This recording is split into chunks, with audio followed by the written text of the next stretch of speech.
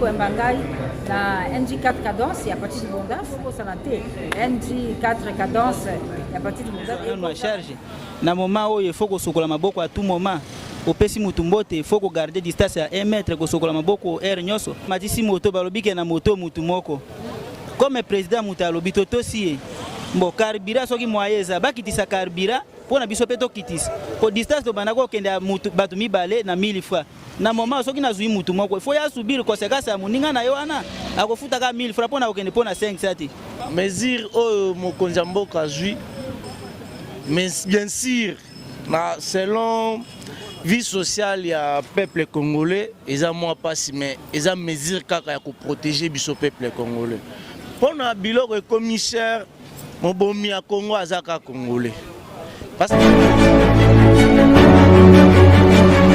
Salut chers internautes, salut fidèles abonnés de la chaîne NG4 Cadence TV ainsi que de l'émission Vision de Star.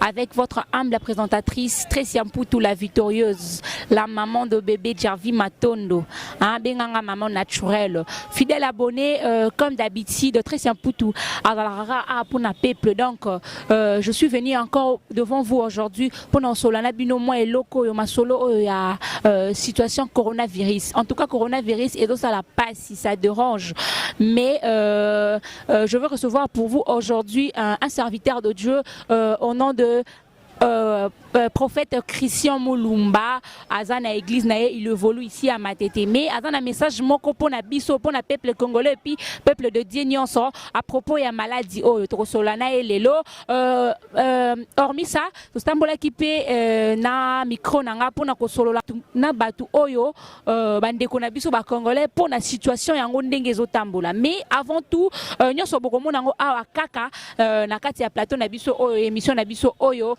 Vision de Star. Mais avant tout, je ne peux pas commencer comme ça sans dire merci. Na bateau ba soutenir nga bateau vraiment ba ça qui très simple toi ça va toujours en forme puis tout le monde en aura toujours devant vous. Là je vois en premier, je vois le Dieu tout puissant le Dieu tout puissant, le maître de mon souffle. Oh la vraiment paiement aussi à mon papa chéri, mon patron, mon boss Pati Libondance, Acha mon pépé, papa social c'est là boss live, patron mon quoi sur la bien humble, gentil, sympa. Donc en tout cas ce qu'on peut sans oublier maman Mireille Matondo, Mirma, ma maman chérie, ainsi qu'il y a papa Dido Vangu, à toute la famille Vangu et Matondo. Là je vois encore mon vieux Loubaki, Nakati à Chapre. Donc vieux Loubak, mes salutations à vous et aussi à mon vieux Popol toi. Popol et toi, na Katia États-Unis, donc on a state quoi. Mon vieux Popol et toi, je t'aime. Mes salutations à vous, merci beaucoup. Bonjour frère. Bonjour maman. Bonne santé. Bien l'angolo nzambe. Papa Limbisanga avant tout banda nazana il fallait moi désinfecter faut désinfecter quand ndenge zalayo yebi donc vraiment on n'a pas le choix on n'a pas le choix donc comprenez mon émotion, donc tout banga maladie parce que Zali. Frère Christian, ndenge toza awa peuple de Dieu bandeko na biso ba congolais bandeko baza libanda mboka baza vraiment ya maladie oyo na ba mesures préventives oyo président apesi bino bozo gérer ndenge beglise parce que zolo ba maladie za satanique oui mais ndenge nini tozo sambela te beglise tozo sala te comment les gens vont ba kozo guérison na maladie oyo parce que ça maladie ya mosunité et comme ngonga oyo ba etonga na nzambe etalisa maturité spirituelle na yango soki oza mosala nzambe oyo tangisaki bana nzambe liloba nzambe na bosolo okotika la komitungisa te le mesure préventif o mokonza mboka zui eza mabete ezali kolanisa mamibe kwa mboka nezo tambola tokanisa malamu Daniel bandeko na misatu bazaki musika ya mboka na bango kasi batikala ko bosa na tamu kolomoko te nzambe ya bakoko na bango atoza na ndako mwana nzambe ya koyoka yo bakangi ba etonga ya mosuni bakangi ba etonga molimo te nazo senga na bana nzambe to tombola maboko to bondela to belela ngolu na nzambe na mboka na biso maladi soki si tokokutana tokosalela nzambe kiliti ya matondi tokotombola kombo na ye kokanga ba église elingi koloba te ke tosambela te kutu mokonzi ya mboka asengaki na biso abi tobondela tosenga na nzambe ngolu mpo na mboka na biso nazosengala bana nzambe kokanga betonga elembisa biso kosambela te tozosambela tozobelela nzambe oza na ndako belela nzambe na tongo na pokwa belela nzambe na mikila poto bobelela nzambe po kisi ya bokono oyo ezali ka nzambe ye moko. Merci beaucoup, Toyoki. Hein. J'espère que Moutouno soit Yoki, Moutouno soit suivi par Naé. Là, je vois, je dois faire un clin d'œil à mon vieux. Hein. Mon vieux, vraiment, mon vieux Fulgence Basiloa. Fulgence Basiloa. Et la man, la panama. Donc, il y a penande masolo et lamba. Vieux, masolo est au kangama, mais venanga et lamba de makambu. Mon vieux Fulgence Basiloa. Là, je vois encore maman Cathy, la fille de grâce.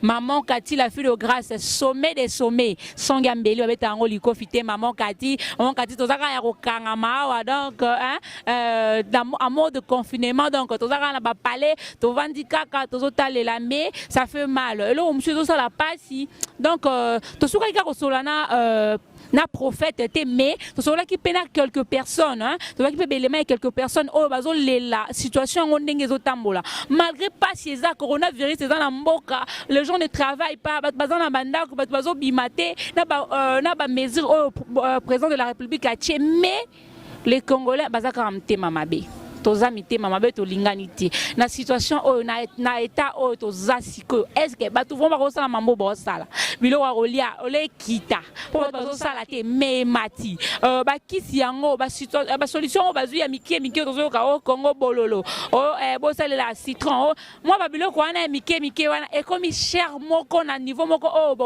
même pas ko za idée ba désinfectant o ezaki ba bilo mo ya ba 500 ba 1000 francs mais lelo je vous dis ba désinfectant na ba niveau ya ba 5000 ba cash ne wana blo sur ba teke la batongo na éviter ba $5 on ne sait pas quoi faire donc na éviter vraiment ba to lela ki na micro na biso ba lela ki to éviter congolais azaka amte mamabe azamte mamabe mais boko so belema wana ensemble avec vous ici toko talango toko mona amizwa nanu a charge na moment oyo il faut ko sokola maboko à tout moment opesi mutu mbote il faut ko garder distance à 1 mètre ko sokola maboko air nyoso matisi moto balobike na moto mutu moko comme président mutu alobi totosi mbo carburant soki moyeza bakitisa carburant pona biso peto kitisa po distance to banako kende mutu batu mibale na 1000 francs na moment soki nazui mutu moko il faut ya subir conséquence ya muninga na yo wana akofuta ka 1000 francs pona okende pona 5 sati mesure o mokonzi ya mboka zui mais bien sûr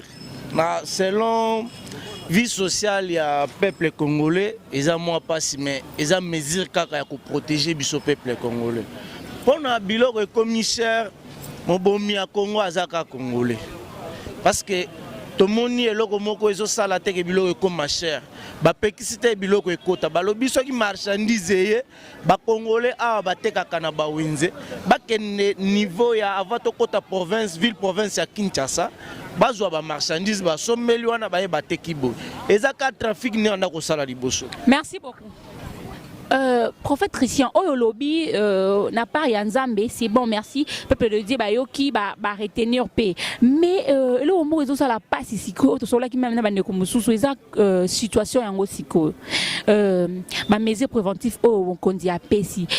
Batu ndenge bazo memela yango est-ce que bino bozo mona ndenge ni neti pona yo nanu personnellement bozo mona mahamba ndenge ni babiloko ndenge komeli ba désinfectant donc tchana loboko donc ne ba ka mettre dans la même mété ya congolais que azo sala sou mutema mabe loko ezo meka kosunga bozo matisa biloko kolia kutu éviter bocha ba provision rester à la maison mutuna mute pas na confinement donc toza bongo mais biloko ngo ya koleta osomba ndenge ni degré biloko comme cher ça fait mal, ça fait vraiment mal biloko ezaki nango même pas d'importance c'est comme une importance ici ko kaka et ça parce que biso moko to milinga na raté to na posa to mi boma vraiment et ça la carapace na zo ka pasi makasi hein maman Sandrine Mbala la douceur maman Sandrine Mbala moi si ya mwindu ya kitoko donc des coups de jambe hein, bien chargé maman Sandrine Mbala sans oublier maman Julie Issa moi si ya pembe hein moi si kitoko donc maman Julie Issa to mona na tête tala mikolo to za parler donc mode ndako mutu na mutu pa na bango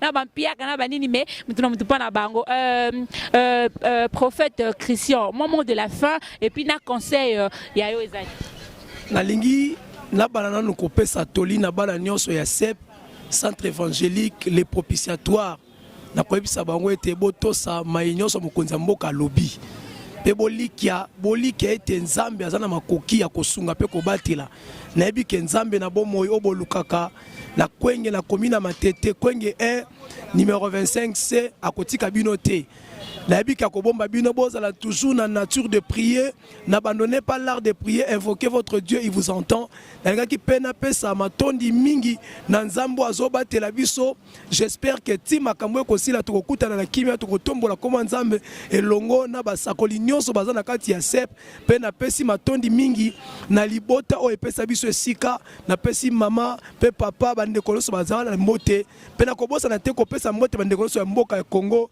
basali ya nzambe nyonso na kosenga bango ete tozala bomoko tosambela nzamba kosunga biso mode de circonstance nangé ezali ete jusqu'ici le Seigneur nous a secouru akotika biso te mboka oyo tosalela kanzambe na solo yango zomona batu bazokufa te na osenga na bana nzambe nyonso sima ya milulu oyo qu'on se tient main dans la main, qu'on invoque Dieu, qu'on rend à Dieu un culte d'action de grâce pour lui dire Seigneur merci de nous avoir délivrés de la main de nos oppresseurs qui nous ont retenus pendant 3 ou 4 mois dans la pure de la mort. Il y a eu des gens qui nous ont quittés en Europe, en Amérique, en Asie, mais au Congo jusqu'à présent, j'aimerais dire avec fermeté et sûreté que Dieu est avec nous. Moi, des circonstances, que Dieu ne nous abandonnera pas. Il est avec nous, mais préparons-nous. Akoya na maseke na mukila te. Akolata kazaka, akolata kitoko ndeko monaka. Mes sœurs et frères, tout ça la keba na matia tozoyoka.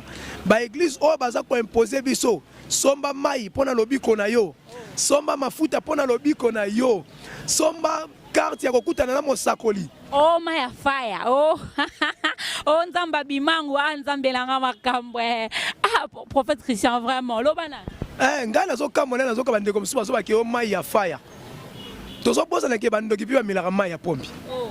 Nga nazo mona loko ya exceptionnel te na kati ba mai wana. Yango nazo interpeller bana nzambe o baza ba fanatique. Nzamba zo babi mon peuple est péri par faute de connaissance. Tangu tozo yeba te tozo ke na kokufa. Libota na nzambe ekomi ngonga tozonga na makolo nzambe. Totika ba sentiment ko défendre ba pasteur na biso. Maladi oyo eye po interpeller église. Nzamba yebisaki ngai nebisa libota na nzambe. Coronavirus ekosila. Meza na makamusu ezoya koleka oyo po ezongisa bana nzambe na makolo nzambe. Bokanisa malamu na tango Noé, Bible lobi tango Noé azotonga arche, bato bazaki koseka Noé. Lelo eza mutu yoso tazo ndima ke tokomi pembeni ya suka. Eza na misu bazosenga ngutu bambongo na M-Pesa. Ezo kamwisa biso bana mawa ya peuple ti bazo mitungisa mbongo na M-Pesa. Bongo ba amwana bazwi lobi kote. Bakopesa mbongo na M-Pesa bakokende wapi ndeko nanga ezo sala ngai pasi na mutema. Merci prophète pour l'éclaircissement. Balanzambe en tout cas, balandi bayoki. Et le côté lango pe boye, ata pour ngai nga Patricia Mput parce que nga Patricia Mput bo mona boyete, so pe na envie boza ka grâce à Nzambe donc moi qui bon Nzambe belé donc et ça la biso bien. En tout cas balanzambe tous a conscience parce que et le ko yo côté lango ma maladie zala nango, maladie ya nango. Et tous ala kana Ebola awa. Na yo kana ska Ebola za ki ba sengi ba kan église. Maladi mokoye bazo pekisa ba église bazo pekisa batu ba batambola batu ba bima donc et tout ça la penda pas si mais o eza mzusu tonka nzamba lingi interpeller bana nzambe ya solo vraiment ba monana et puis en tout cas to bondela mais prophète Christian par rapport à ce qu'il y a maladie on a ba mesures préventives au président APC bino bozo gérer en ndenge l'église parce que zolo ba maladie satanique oui mais ndenge nini tozo sambela te l'église tozo sala te comment les gens vont guérison na maladie oyo parce que ça maladie ya mosonité et comme ngonga oyo ba etonga na nzambe etalisa maturité spirituelle yango soki oza mosala nzambe oyo tangisaki bana nzambe liloba nzambe na bosolo okotika la komitungisa te le mesure préventif au mokonzi juif et puis de la franc-maçonnerie Pardon. Nzambe langai, mama langa. Mais prophète, na yebiti, ozolingo sala batu nini parce que déjà coronavirus, ndenge zo circuler, ndenge zaleli, ezo sala déjà passé. Batu déjà bazo kokate. Siko ozolo bazo suke mususu ezo ya. Donc on ozo bangisa batu, to mate ko zo bangisa batu so ko fa va ngana yo ka message o. Omonyango te, nzambe vraiment alinga sala batu nini. Nazo yebate nzambe alinga boma mokili na e, to eza neti histoire no et alors bien aimé, but Nzambe principal est que Batouba zong en avoir obéissance. Pour ça Nzambe zali Batouba kufa ebelete, mais pour ça Nzambe zali to zonga na kobanga Nzambe. Pourquoi? Parce qu'il y a des choses qui se passent déjà dans mukil auto zali et provoquer kande Nzambe. Mes frères et sœurs, nous avons une église que nous allons nous réserver à citer les noms qui viennent déjà d'officialiser le mariage d'homosexualité. Or, les ababilements oyo essaient de provoquer Noé. Dieu permet ces occasions pour que l'église ait en obéissance. Biso bananzambe to zonga na crainte. La lingina no sena bananzambe ke liwa e ko empêcher ko talo la te. Et là que ça plus important, ezali ko banga liwa te mais ko banga esika to ko passer notre éternité. Pour nazo mona batu bazo banga coronavirus mais bazo banga élément ya enlèvement de l'église té. Donc nous avons salaba na Nzambe que ça na makambo zo salama pona ko exterminer humanité mais na makambo zo salama pona ko benga église na ko zonga na makolo Nzambe. Prophète na yo ka koloba ndengo zo lobela ezo lakisa que ezana église ebele awa na Congo. Na habité na Congo précisément dans l'obéla et dans l'église oh déjà bazo ça il a vraiment Nzambe na bosoloté nengo lobi que pour dans l'église oh déjà comme ça ba mariage ya ba homosexuel na habité l'église en ko cité biso ba kombo nango et puis na ba pasteur ni ba ça ba biloko wana na kopesa ndambu ya bilemo toboyi to tanga ba kombo mutu po to yeko tanga kombo Nzambe te mais so yebiso za ba preuve kino lobo za no libre te tozotanga mandambu ya biteni ya belema oyo kotalisa bana Nzambe ke molile ko tambola na pole sika moko te soki bozana ba église oyo tilelo baza ko invoquer bato esi bakufa soit disant des prétendus saints ezali ba église ya kobondela te église ya kobondela ezali église oyo bazo tombola kombo ya Yesu Masia ezali ba église oyo tombola kombo ya Nzambe te tango bozana ba église oyo Mosala Nzambe akomi kozwa esika ya Nzambe na kati ya église wana vous devez faire beaucoup d'attention akoya na maseke na mukila te akolata kazaka akolata kitoko ndeko monaka mes sœurs et frères to sala keba na matia tozoyoka ba église o baza ko imposer biso somba mai pona lobiko na yo somba mafuta pona lobiko na yo somba carte ya kokutana na mosakoli oh my fire oh oh Nzamba bimangu Nzambe langa makambo prophète Christian vraiment lobana ngana zo kamona nazo ka bandeko msuba zo ba ke oh my fire tozo posa na ke bandoki pi ba milaka mai ya pombi ngana zo mona loko ya exceptionnel te na kati ba mai wana yango nazo interpeller bana Nzambe o baza ba fanatique Nzamba zo ba bi mon peuple est péri par faute de connaissance tangu tozo yeba te tozo ke na kokufa libota na Nzambe e komi ngonga tozonga na makolo Nzambe totika ba sentiment ko défendre ba pasteur na biso maladi oyo eye po interpeller église Nzamba yebisa kingai na yebisa libota na Nzambe coronavirus ekosila meza na makamusu ezoya koleka oyo po ezongisa bana Nzambe na makolo Nzambe bokanisa malamu na tango ya Noé Bible lobi tango Noé azotonga arche bato bazaki koseka Noé lelo eza mutu nyonso tango ndima ke tokomi pembeni ya suka eza na misu bazosenga kutu bambongo na M-Pesa ezo kamwisa biso bana mawa ya peuple te bazo mitungisa mbongo na M-Pesa bongo ba amu wana bazwi lobi kote bakopesa mbongo ya M-Pesa bakokende wapi ndeko nanga ezo sala ngai pasi na mutema. Merci prophète pour l'éclaircissement. Balanzambe en tout cas, balandi bayoki. Et le kota lango pe boye, ata pona ngai nga Patricia Mput parce que nga Patricia Mput bo mona boyete, so pe na zanvi boza ka grâce à Nzambe donc moi qui bon Nzambe belé donc et ça la biso bien. En tout cas balanzambe tozo conscience parce que et le ko oyo kota lango, mama la dizala nango, mama la nango, tozo la kana ebola awa. Na yoka eska ebola za ki basengi bat bakang église.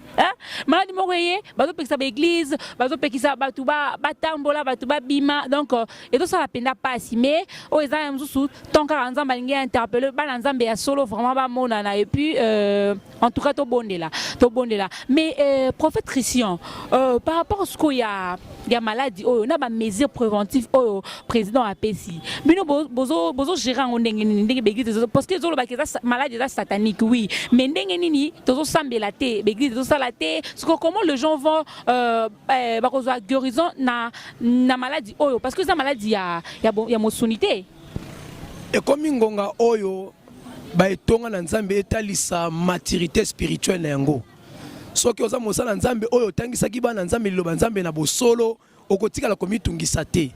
Le mesure préventif au en Amérique, en Asie, mais au Congo jusqu'à présent, j'aimerais dire avec fermeté et sûreté que Dieu est avec nous. Moi, des circonstances, que Dieu ne nous abandonnera pas. Il est avec nous, mais préparons-nous sur des échéances qui vont s'abattre sur la terre. C'est l'heure d'amener l'Église à la repentance et aux voies de la réveil dans le nom de Jésus. Beaucoup, vraiment pour Nanga. Na komi na sukame soki na lina loba moi conseil ezaka kaka to lingana en tout cas n'attend c'est un moment fort faut bolingwe monana que non nous sommes vraiment les Africains nous sommes tous vraiment bandeko to longola mutema mabe to longola kento kento vraiment ezaki to côté parce que ezo sungate omoni ndenge baninga bavandi lona banda kuboye tozo bimate tozo salate biso to liaka na to du jour donc kino vraiment kino égal to du jour donc mamuno se komi mabe mambo komi mabe donc bato bozo matisa babiloko bozo sa babiloko cher botika mutu nyonso botika biloko kaka ndenge tekama mutu nyonso na moyen ya kosomba po amisunga pe parce que na temps on dit toza bo eza donc vraiment ya komiyo kana na ya komisunga parce que soki tozui tolobi ngana oteka désinfectant na ngana chango 5000 okuna chia yebwe bongo sikopi so tozana ba 2000 to ko somba ndenge nini Kongo bolola pamba vraiment eloko ezaka nango ba 100 francs ezaka nango même pas na tina lelo Kongo bolole komi 5 3000 4 pour na Kongo bolole na 4000 5000 francs donc ça fait mal vraiment ça fait mal ngana komi na ngana suka na tikibino to sambela makasi Chico Sparou Zambrota leader amufude malgré vous kangama mais to sa ndeni to prier kaka nzamba za depuis que nzamba ko sunga biso e ko sila donc avec Dieu nous vaincrons donc merci beaucoup et restez toujours branchés et scotchés branchés toujours sur cette chaîne NJ4 Cadence TV awaka kande bozala informer surtout au bino bolingaka donc merci je vous